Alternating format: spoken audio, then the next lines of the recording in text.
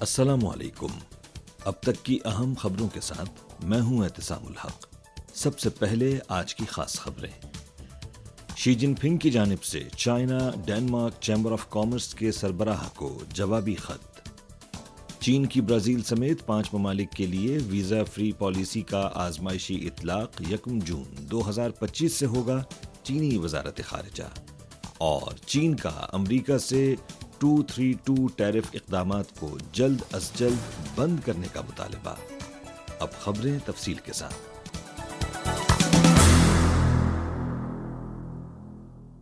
حال ہی میں چینی صدر شی جن پنگ نے China Denmark chamber of commerce کے سربراہ کو ایک جوابی خط میں China Denmark chamber of commerce اور اس کے رکن اداروں کو چین اور ڈنمارک اور چین اور یورپ کے درمیان دوستانہ تعلقات کو فروغ دینے اور باہمی تعاون کو گہرا کرنے میں نئی شراکت داری کرنے کی ترغیب دی۔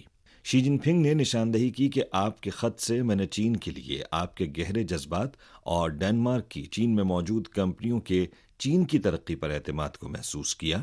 میں اس کو سراہتا ہوں۔ چین ماضی، حال اور مستقبل میں غیر ملکی سرمایہ کاروں کے لیے ایک مثالی، محفوظ اور کامیاب سرمایہ کاری کی منزل رہا ہے اور رہے گا۔ چین پر اعتماد کرنا در حقیقت مستقبل پر اعتماد کرنا ہے، اور چین میں سرمایہ کاری کرنا در حقیقت مستقبل میں سرمایہ کاری کرنا ہے۔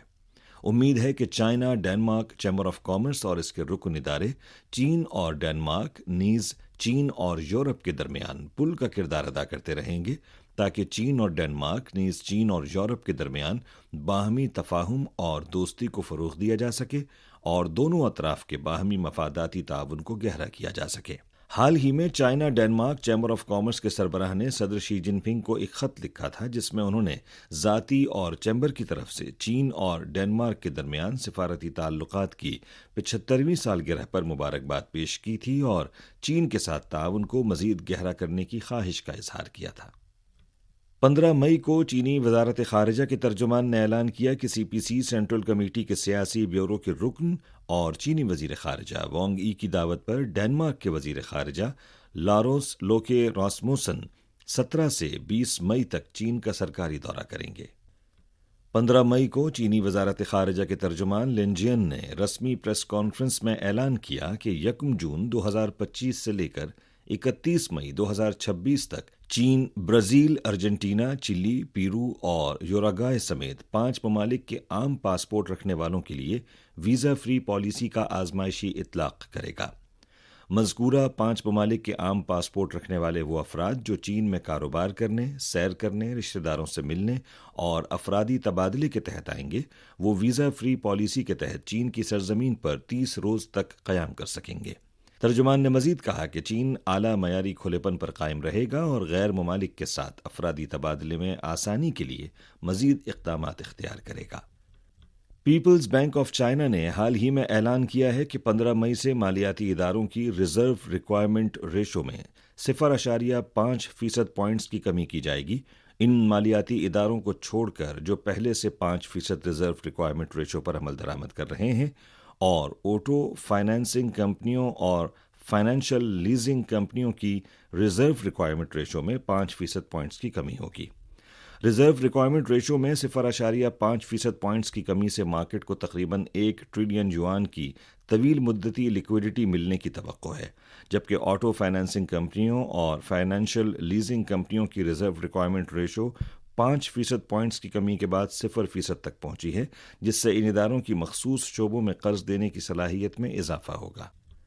15 مئی کو چین کی وزارت تجارت کی ترجمان ہے یونگ چین نے رسمی پریس کانفرنس میں امریکہ کی جانب سے درآمد شدہ گاڑیوں، اسٹیل اور ایلومینیم پر 232 محصولات اور درآمدی ادویات پر 232 تحقیقات کے حوالے سے کہا کہ امریکی اقدام یک طرفہ پسندی اور تحفظ پسندی پر مبنی ہے، جو نہ صرف دوسرے ممالک کے جائز حقوق اور مفادات کو نقصان پہنچاتا ہے، قواعد پر مبنی کثیر الجہتی تجارتی نظام کی خلاف ورزی کرتا ہے، بلکہ خود امریکہ کی اپنی صنعتی ترقی کے لیے بھی سازگار نہیں ہے۔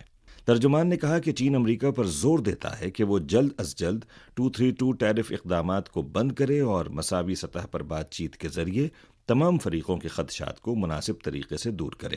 ترجمان نے اس موقع پر چین امریکہ اقتصادی اور تجارتی مشاورت کے میکینزم کے حوالے سے کہا کہ چین ہمیشہ اقتصادی اور تجارتی خدشات کو بات چیت اور مشاورت کے ذریعے حل کرنے کے لیے تیار رہا ہے۔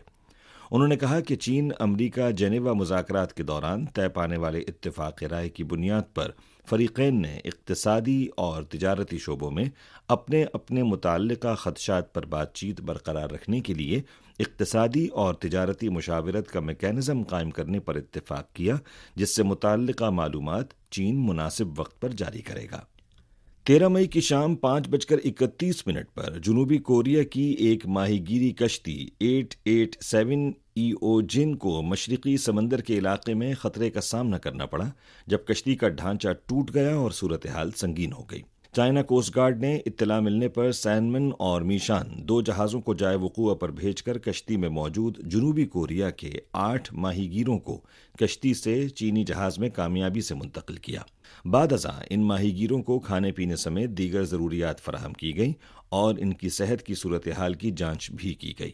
اس وقت تمام افراد محفوظ، صحت مند اور اچھی حالت میں ہیں۔ 14 مئی کی صبح چائنا کوسٹ گارڈ کے جہاز سینمن اور جنوبی کوریا کے جیجو کوسٹ گارڈ کے جہاز نمبر 5002 نے جائے وقوع کے سمندری علاقے میں ان ماہی گیروں کی منتقلی کو مکمل کیا۔ اسی دن جنوبی کوریا کے صوبہ جیجو کے گورنر او یانگ ہنگ نے چینی قونصلیٹ جا کر چائنا کوسٹ گارڈ کی مدد کا شکریہ ادا کیا۔ گورنر او یانگ کا کہنا تھا کہ یہ اقدام جنوبی کوریا اور چین کے درمیان خوشگوار ہمسائیگی اور دوستی کی بہترین مثال ہے۔ انہوں نے کہا کہ رواں سال دونوں ممالک کے تعلقات کے قیام کی 33ویں سالگرہ ہے۔ صوبہ جیجو اس حوالے سے سلسلہ وار سرگرمیوں کا اہتمام کرے گا تاکہ جنوبی کوریا اور چین کے درمیان دوستانہ میل جول اور تعاون کو مزید فروغ دیا جائے۔ مقامی وقت کے مطابق 14 مئی کی سپہر امریکی صدر ڈونلڈ ٹرمپ نے قطر کے دورے کے دوران دونوں ممالک کے درمیان معاشی، تجارتی اور دفاعی شعبوں میں متعدد تعاون کے معاہدوں پر دستخط کیے۔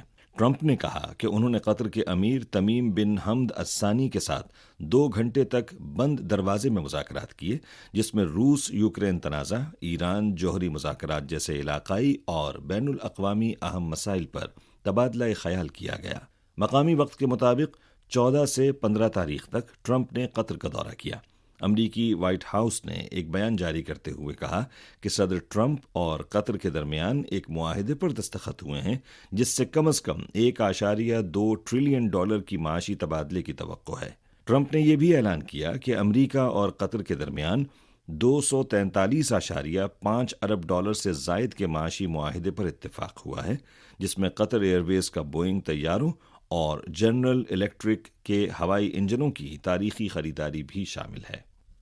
مقامی وقت کے مطابق 15 مئی کو یوکرین کی قومی سلامتی اور دفاعی کونسل کی معلومات کے مرکز کے ڈائریکٹر اینڈری کوولینکو نے سوشل میڈیا پر کہا کہ روس نے دعویٰ کیا ہے کہ روس اور یوکرین کے درمیان ترکی کے شہر استنبول میں براہ راست بات چیت مقامی وقت کے مطابق 15 مئی کی صبح 10 بجے شروع ہوگی، لیکن حقیقت میں ایسا نہیں ہے اور اس پر ابھی تک اتفاق نہیں ہوا ہے۔